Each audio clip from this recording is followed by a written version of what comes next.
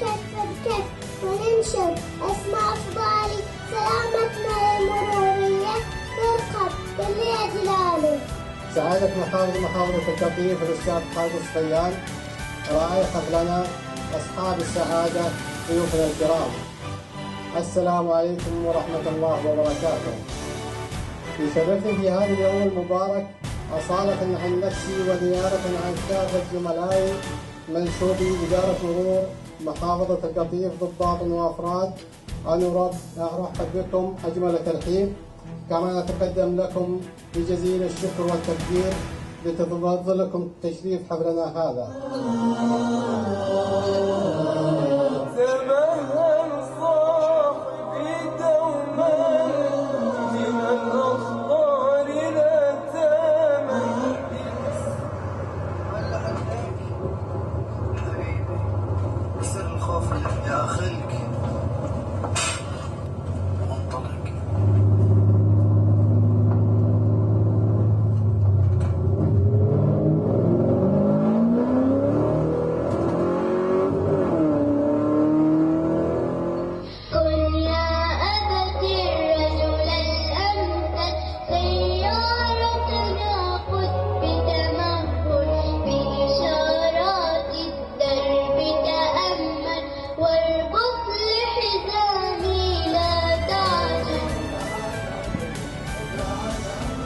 قائد الدوريات الأمنية بالقطيف المقدم سلطان العوني.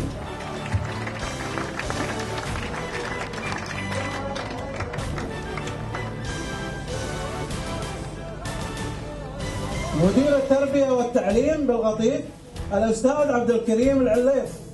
طيب أنا أشكر طبعا الإخوان في مرور محافظة القطيف على ما نظموا اليوم من فعاليات جميلة رأيناها سويا، وإن شاء الله نستفيد منها الجميع، ويكون أسبوع تذكيري وأسبوع يكون الشعار هذا إن شاء الله يتبناه الجميع اللي هو سلامتكم غايتنا. أشكر كل من ساهم ودعم وأنجح هذه الفعالية، وأسأل الله السلامة للجميع. السنية الابتدائية هذه الفئة المستهدفة في الميدان هذا، احترام إشارة المرور، احترام علامة كف، احترام خطوط المشاة، كذلك احترام الإشارة الحمراء.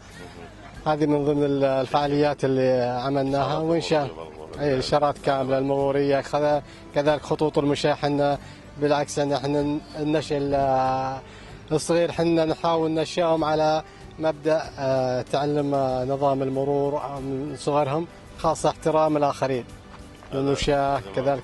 مبادئ جيدة تغرس في نفوسهم شيء إن شاء الله.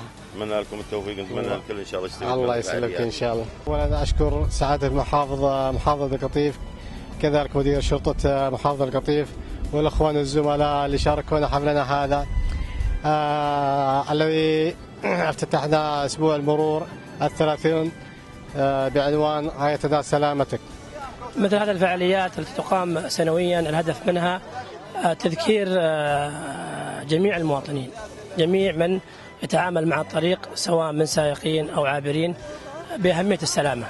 يجب على الجميع أن يحرص على السلامة، وهذه السلامة لها طرق ولها أسباب، لابد من اتخاذ هذه الأسباب والطرق من أجل بإذن الله سبحانه وتعالى الجميع يسلم والجميع يصل إلى أهدافه من دون أدنى خطورة.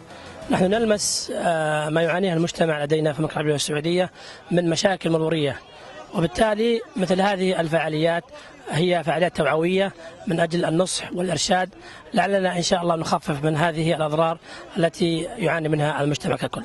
والسلام عليكم ورحمة الله وبركاته.